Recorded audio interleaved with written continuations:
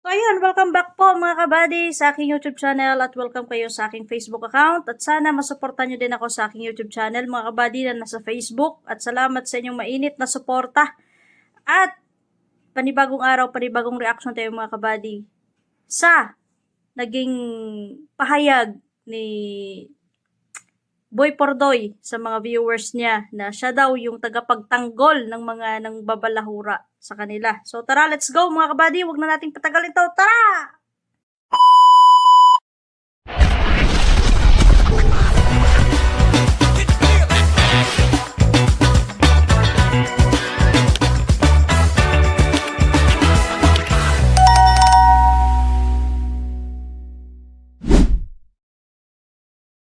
Bopil, tingnan mo yung ano nyo, yung founder nyo, si Kakaso.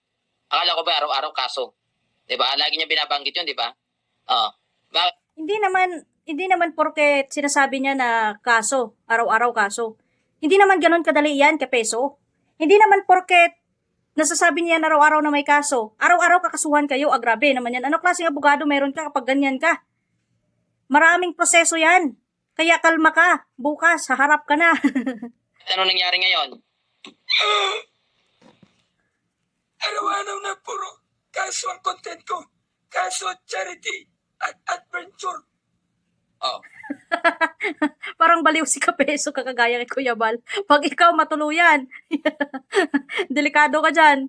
Kaya mag-relax ka lang.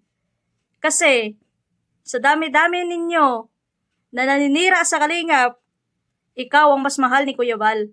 Ikaw yung mauuna at ikaw yung nauna na nabigyan ng sapuy na. Pag ikaw matuluyan dyan, sa kagaya-gaya mo, nako, walang manggagamot na makapagpagaling sa'yo niyan, maniwala ka sa akin. Eh bakit nawala? Asa na 'yon? Di ba lagi niya ginaganon? Nagkakaso ako sa Davao, sa Surigao, sa Cebu. Nangunguna pa din yung ano niya, nangunguna pa din yung ngipin niya. Kaya ko lang napansin, ang itim-itim pala ng labi niya, no? Pambihira ka, Kapeso. Huwag ka kasi magmadali. Grabe naman yan. Oh. Anak sa iring. Di anak ka talaga sa iring. Tingnan natin kung hindi ka magmumukhang iring kapag nandun ka na bukas, harapin mo. Ano yung Kakaso? Parang nawala yata yung angas nung Kakaso nyo.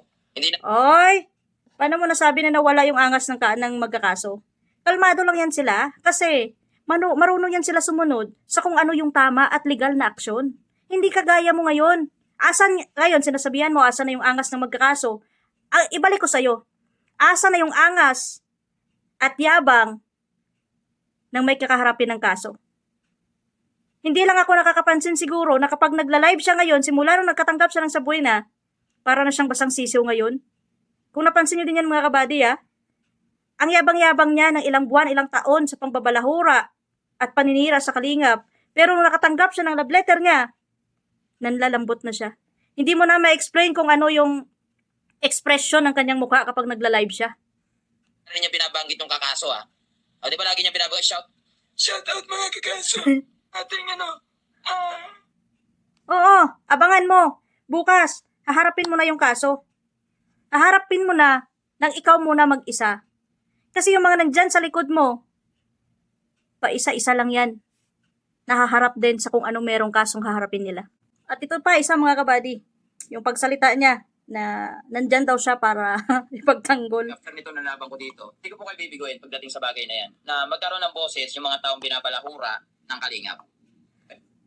Wag daw kayong mag-alala, mga antay na nakasuporta sa kanya kasi hindi daw kayo bibiguin na siya yung maging boses sa mga tao na binabalahura ng kalingap. Ang tanong, sino-sino ba ang binabalahura ng Team Kalingap? Ikaw yung magiging boses sa mga taong nang babalahura ng kalingap? Or sadyang ikaw yung naging boses kung paano balahurain ang kalingap? Or sadyang ikaw yung naging boses para balahurain ng ibang taong nakasuporta dyan sa'yo, ang Team Kalingap? Yan malinaw. Siya mismo ang nagsabi na siya yung magiging boses sa mga tao na binalahura ng kalingap. Pero hindi niya ba naisip kung anong pinagagawa niya sa Team Kalingap ng ilang buwan, ilang taon? Sige nga. Tapos ngayon, gusto mo ikaw yung magiging boses sa mga taong binalikan ng kalingap? Kasi kung hindi kasi kayo nagumpisa at ikaw mismo, hindi ikaw ang nagumpisa ng boses na ganyan, hindi kakalat yan.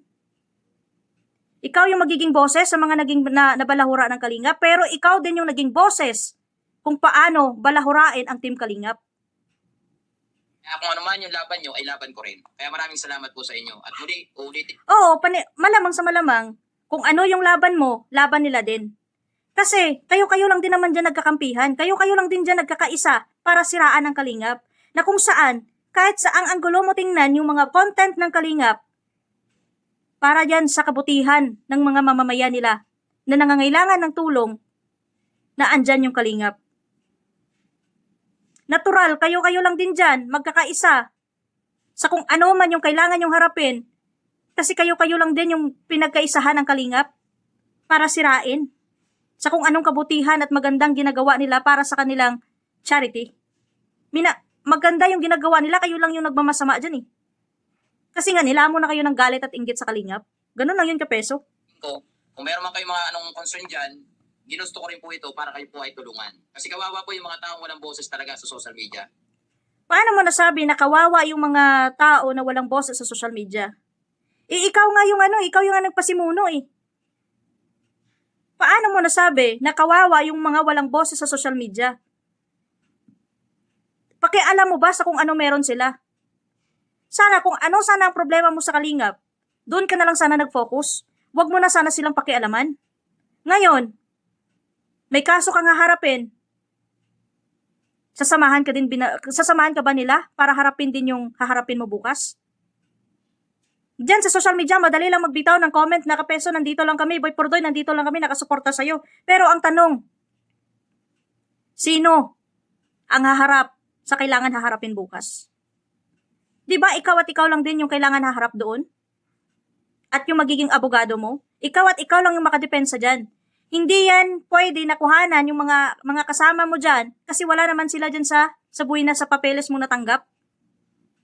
Madali lang magsabi na andito lang kami nakasuporta sa'yo. Pero ikaw yung nasa fronty dito at ikaw lang mag-isa ang haharap sa kung ano yung kailangan mong harapin.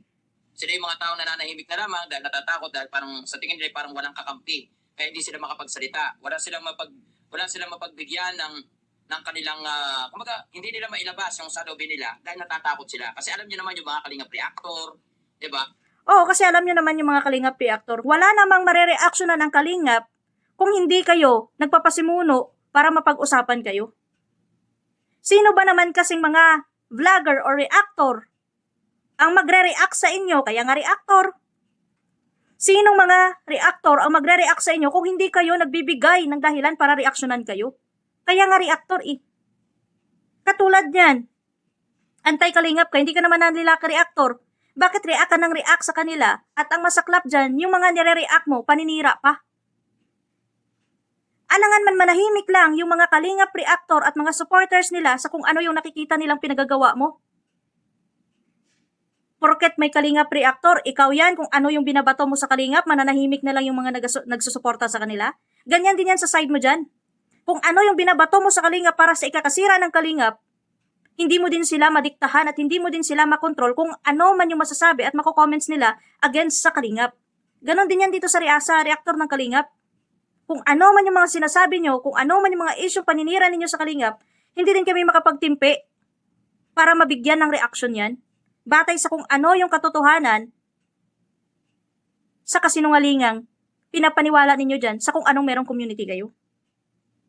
Ganon yung kapeso. Kaya nga reactor, nagre-react sa kung ano man yung mga pinapalabas nyong ikakasira ng Kalingap na kung saan wala namang nakikitang mali at masama ang ginagawa ang Kalingap kundi para lang naman makatulong sa mga taong nangangailangan dyan. Masyado ka lang kasing pakialamero, kaya ka nagkakaroon ng pro-Kalingap reactor. Kasi kung hindi mo ginawa yan sa Kalingap, sino ba naman kayo para mapag-usapan, di ba? Sino ba naman kayo para mabigyan ng time para reaksyonan? Kaya nga reactor eh.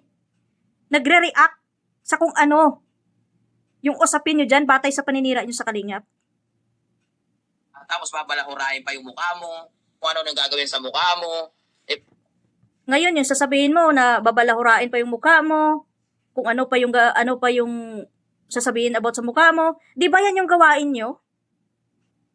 'Di ba yan yung mga strategy ninyo? Kapag may mga issue kayo na binabato sa kalingap, pag sinagot kayo ng tama, ano ba yung ginagawa nyo? Hindi ba kayo na may personal attack? Hindi ba kayo gumagawa ng mapag-usapan para sa ikakasira ng image ng tao? Ngayon, yung pinagagawa nyo, binabalik sa inyo, feeling biktima na kayo. Na kung saan, yan din yung ginagawa nyo. Di ba masakit? Kasi yung ginaganyan nyo din, tao lang din yan sila, may pakiramdam. At hindi sa lahat ng oras, ikaw palagi yung makakapuntos dyan. Marami pang taong nakapaligid sa'yo na kung ano yung ginawa mo sa kapwa mo, may ibabalik sa'yo yan. Ngayon, magrereklamo ka. Ngayon, magsasabi ka. Nakawawa yung mga binabalahura kasi nilalait yung pagmumuka, kung ano-anong ginagawa sa pagmumuka. Bakit hindi nyo ba gawain yan? Di ba yan din yung gawain ninyo kapag nasapol kayo ng katotohanan, mang personal attack kayo? Ngayon, ibalik sa inyo. Feeling biktima kayo. Masarap ba kapag binalikan? Kapeso? Diba? Parang sa amin lang din. Diba? Hindi pa nga kami nakukulong, pinusasa na, ikinulong na. Diba? Paano nga hindi kayo gaganyanin ng mga tao? Kung nasa tama yung pinagagawa ninyo. Kung sana, isang content, 2, 3, kung tumigil ka na sana, hindi ka na sana aabot sa kaso. Wala inaaraw-araw mo. Halos buong magdamag. Nagla-live ka, nagko-content ka. Sila yung pinag-uusapan nyo. Para ikakasira nila sa mga tao. Na kung saan hindi lahat ng mga tao na andyan sa paligid ninyo, mapapaniwala ninyo. Kaya kung ano man yung kaharapin mo, at kung yan katulad ng sinasabi mo, na wala pa kayong kaso, pero may posas na kayo, yan talaga yung makakalagyan mo. Resulta na yan. Sa pinagpaguran mo ng ilang buwan at ilang taon para balahurain ang mag-ama. Tingnan mo kung gaano ka-advance sa mga Kalingap reactor na ito. Tapos kami pa yung palalabas yung balahura. O bakit? Hindi ba totoo na kayo yung unang balahura? Kung hindi ka naman sana kasibuang at hindi mo naman sana ginaganyan yung Kalingap, walang reactor na mangbabalik sa inyo kung ano yung pinagagawa ninyo sa Kalingap. Tingnan niyo mga kabady, katulad nito si Kapeso. Kung hindi ito nagkakaganito, sino siya para bigyan ng oras para reaksyonan siya? Di ba ganun lang ka-basic yun eh? Kasi kung nanahimik ka na sana nung time na inalis ka sa Kalingap, hindi sana kayo aabot dyan. Ikaso wala eh, ngawa ka ng ngawa. Yung mga katotohanan, binabaliktad mo para sa kamalian, para lang may mapagkitaan ka sa social media mo. In what way na kami ng balahura? In what way na kayo yung ng balahura? Balikan mo lahat ng content mo at pag-isipan mo, pag-aralan mo kung ano yung mga pinagagawa mo sa content mo. Ikaw may gawa. Kami tatanungin mo in what way kayo naging balahura. Balikan mo yung mga content mo. Panoorin mo ulit at intindihin at i-analisa mo mismo sa sarili mo kung ano yung pinupunto mo dyan. Wala namang ginagawa na sa'yo yung Kalinga pero patuloy ka sa pagko-content. Kita mo, kaka-upload lang ni Rab ng content niya sa pag-vlog na pagtutulong kahit nga birthday ng anak ni Rab. Wala namang pangalan mong involved doon. Hindi ka naman involved doon sa content niya na yon. Pero ang bilis mo mag-screenshot, i-post sa social media mo at kung ano-ano ika-caption mo. Ano ibig sabihin niya ng ginagawa mo? Tapos ngayon kami tatanungin mo in what way kayo naging balahura sa kanila? Feeling biktima ka na ngayon? Sa pinagagawa mo? Balikan mo lahat ng content mo. Panoorin mo. At alisin mo muna yung galit dyan sa sarili mo na binibitbit mo na nilalamon ka na ngayon nang maintindihan mo kung ano yung mga pinagsasabi mo dyan sa content mo. Nagiging tama yan para sa'yo kasi balot na balot ka ng galit at inis sa Kalingap. Kaya kahit ano pang panood mo din dyan, hindi mo maintindihan yan, pero try mong alisin yung galit mo sa Kalingap at yung inggit mo sa kanila. Dyan at dyan ka matauhan at dyan ka mauuntog sa katotohanan. Na kung ano man yung napala mo ngayon, kung ano man yung haharapin mo ngayon, yan na yung naging resulta. Lahat ng mga ginagawa natin may consequences yan. Yan na yung bunga ng pinaghirapan mo sa paninira sa Kalingap para mapagkitaan mo buwan-buwan. Sige nga. Ay lahat ng basehan namin dito, kung ano man yung thumbnail namin, yung pa rin yun. May panalo ko tong laban na ito, babalik ulit ako dito. Muli nyo ako makikita na babanat.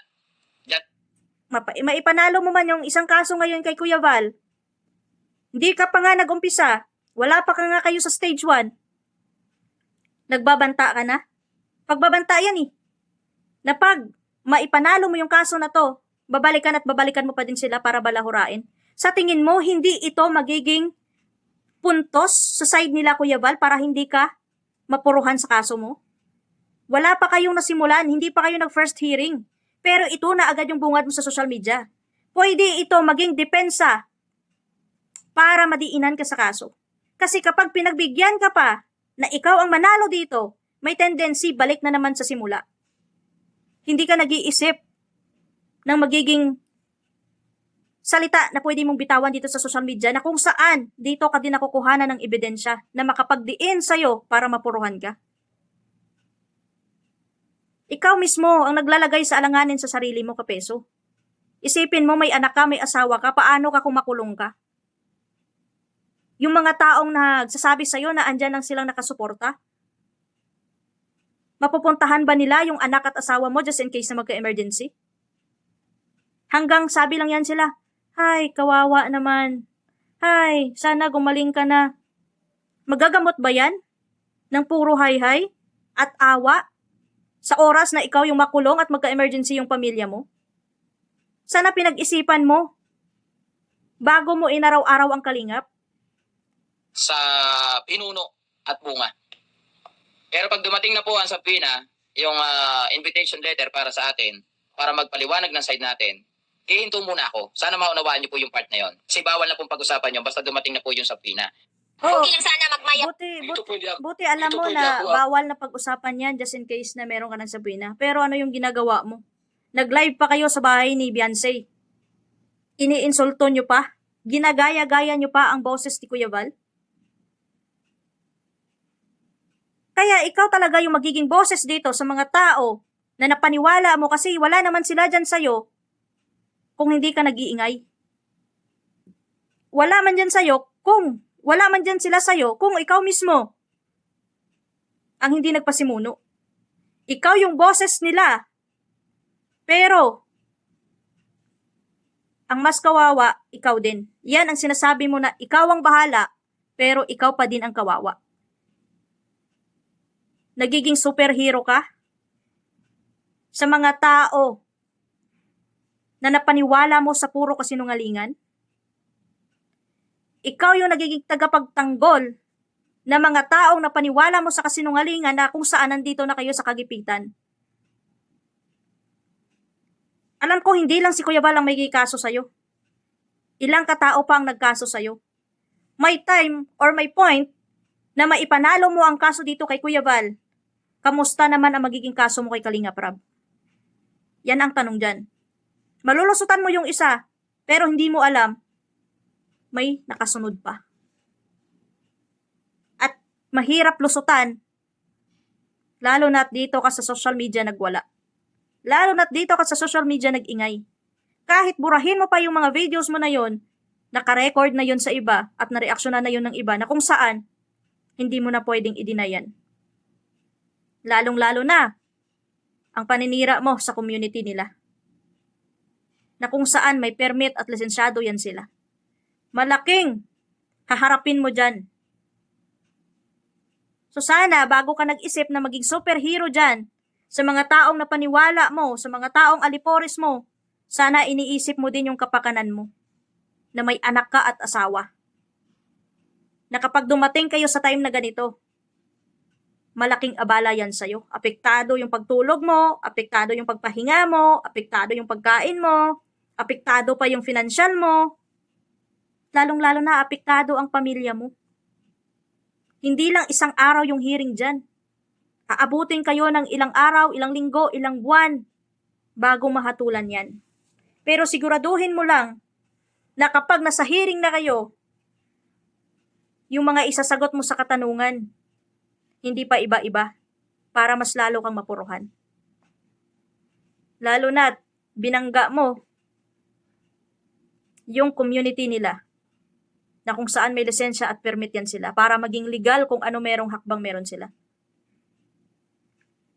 So sana, bago ka magbitaw ng mga salita mo dito sa social media, pag-isipan mo muna kung ano yung magiging resulta. Katulad nito, hindi pa kayo nagumpisa sa kaso mo, may pagbabanta ka na kaagad. Diyan pa lang, paano mo yan maipanalo yung kaso mo kung hindi pa kayo nagumpisa? May pagbabanta ka na. Pagbibigyan ka kaya ng second chance ng kung sino mang abogado kung yan yung gawain mo dito? Wala pang hatol pero may pagbabanta ka na?